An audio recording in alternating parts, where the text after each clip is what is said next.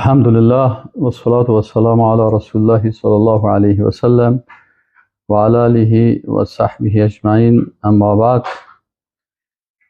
الحمدلله که الله سبحانه و تعالی بر همه ما و شما فرصت عمر داد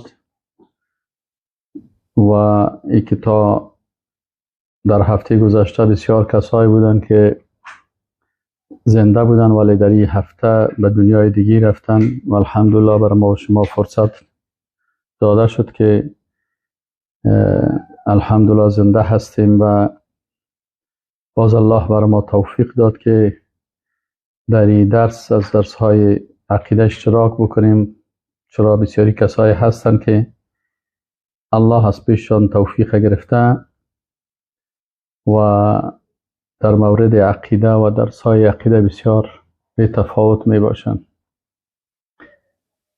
دوستای عزیز، مسئله نواقض ایمان که ما و شما در درس‌های قبلی را شروع کرده بودیم از مسائل بسیار مهم و کلیدی هست. چرا یک انسان مسلمان با وجود از اینکه کلمه میخوانه و ما و شما میبینیم که بسیاری کسایی بودن که کلمه میخواندن و خدا بسیار مسلمان میگرفتن، لکن الله متعال اونا را ایمانشان قبول نکرده و برای ما و شما بیان داشت که اونا کافر شدن. مثلا یهودیا ایمانشان ادعا میکردن ما پیروای موسی علیه السلام هستیم، پیروای تورات هستیم و کلمه میخوانیم، ولی الله متعال بیان کرد که اینا با بعضی از غلطی های اعتقادی، افعال کفری از دایره ایمان خارج شدن و بالای از اینا لعنت الله نازل شد. و جزء اول قرآن وقتی که شما دقیقا مطالعه بکنین، سپاره اول قرآن عظیم شان سوره بقره، سپاره دوم سوره بقره تا یک قسمتی از جزء سوم، شما همی سوره بقره را وقتی مطالعه میکنین میبینین که در سوره بقره کلش دلایل کفر اهل کتاب بیان میشه از یهودیا. و باز وقت سوره مائده را میبینین، در سوره مائده دلایل کفر اهل کتاب نصرانی هایی که خود میگفتن ما مؤمن هستیم و ما پیروای عیسی مسیح هستیم و ما کتاب آسمانی داریم.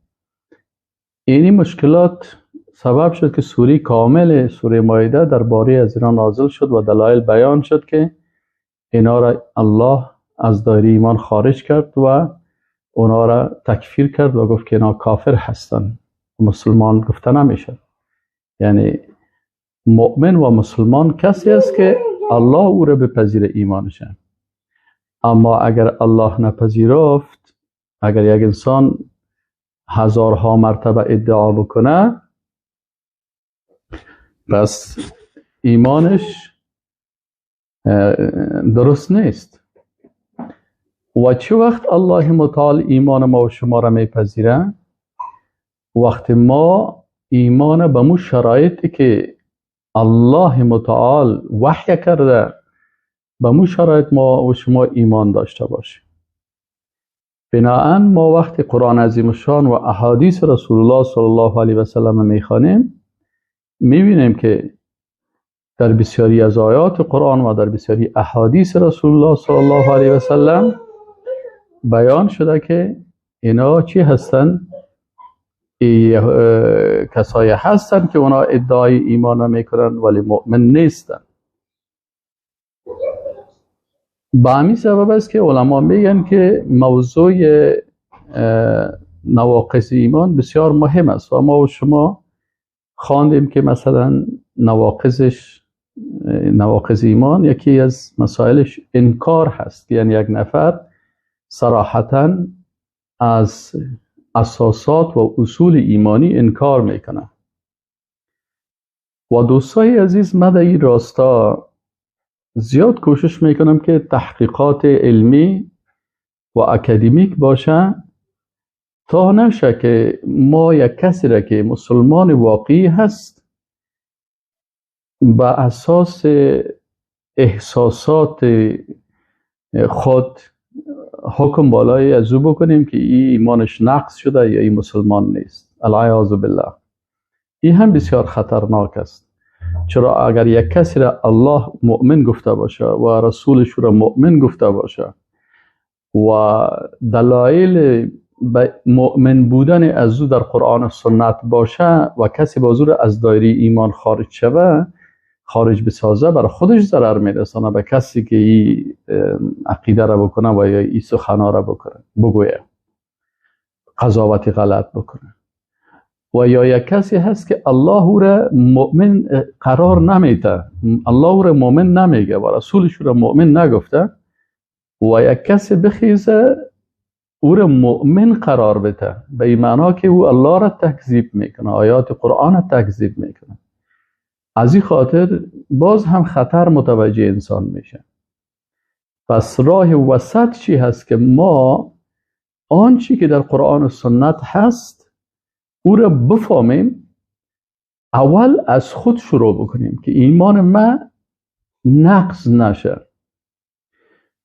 امروز ما و شما که خطر زیاد داریم می هست که افکار، اندیشه ها، حکومت ها، سیاست ها، برنامه های مختلف اقتصادی و سیاسی و فکری و اینا زیاد شدن. بنابراین مشکلات ما نسبت به مشکلات دیگران بسیار زیاد است. مثلا اگر شما بیاین علمایی که درباره مذاهب صحبت کردن، امام ابو حنیفه و شافعی و مالک و احمد ابن حنبل و دیگر علمای اسلام رحمهم الله، اونا وقت بحث کردن در این راستا، در وقت از اونا نظام اسلامی بود، حکومت اسلامی بود، خلافت اسلامی بود و احکام الله مکمل تطبیق می شد. از این خاطر نواقض ایمان یا باب مرتد در کتاب های فقهی وقتی که باب مرتد بیایه بسیار کم است. یعنی یک شخص، دو شخص مثلا به اساس یک اشتباه یا یک مشکل مرتد می شد و سر از علما بحث می کردن. اما در عصر ما و شما امروز بسیار زیاد شده دروازه های نقض ایمان.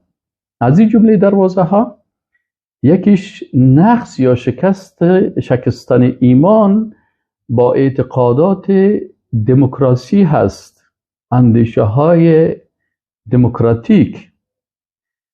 مثلا ما یک وقت 14 دارالعلوم عربی کابل خوانده بودم، محصل فاکولته شرعیات شدم، از فاکولته شرعیات رفتم لیسانس و ماستری در کشور دیگه گرفتم، در کشور عربی، و پس آمدم ماستری خود اونجا تکمیل نشد. ماستری در فاکولته شرعیات پانتون کابل، ماستری در فقه و قانون گرفتم، ولی تا او وقت هم به نظر من دموکراسی روشن نبود، چون در مناهج ما، در برنامه درسی ما این موضوعات گنجانیده نشده بود. ما دموکراسی رو چه وقت فهمیدم؟ یک وقت یک سمینار داشتیم علمی در هندوستان، معاون علمی او پوهنتونی که در اونجا بود، اندراگاندی اکونومیک انستیتیوت در شهر مومبای هندوستان، او بر ما تشریح کرد که دموکراسی یعنی قانون سازی، یعنی قانونه که انسان او قانون می سازد. وقتی ما امروزشان بحث کردیم که شراب و حرمت شراب، گفت برای ما این موضوعات بحث نکنیم، برای ما در هندوستان دموکراسی شراب حلال ساخته. ما هیچ دین دیگری قبول نمی کنیم، دین شما در خانه هایتان باشد، اما دین حکومت ما و نظام ما دین است که دموکراسی برای ما او را تعیین میکنه که چی حلال است و چی حرام. من اونجا یک تکان خوردم و اونجا فهمیدم که دموکراسی یک دین است، یک عقیده هست. نه یک چیزی که ما فکر میکردیم یا عوام الناس فکر میکنه که او برای دموکراسی یعنی آزادی.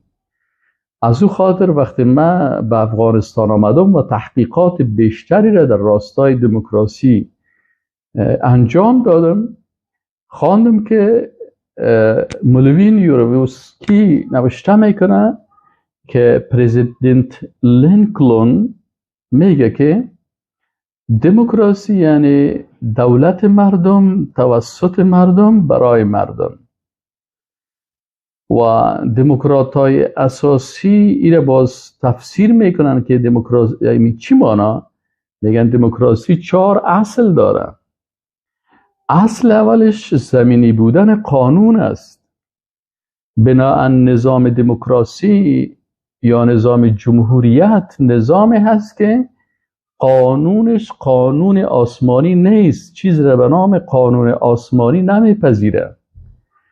چون سرچشمه دموکراسی کسایی که در غرب زندگی کردن ایره بیشتر میفهمن و تاریخ دموکراسی را میخوانن که نظام دموکراسی در اروپا در مقابل نظام تیوکراسی که نظام دینی کلیسایی بود ایجاد شد و نظام جمهوریت در مقابل نظام پادشاهی که توسط پاپ و کشیش رهبریت از او تعیین میشد و پاپ و کشیش ادعا میکردن که ما نمایندگان آسمان هستیم، نمایندگان خدا هستیم در روی زمین.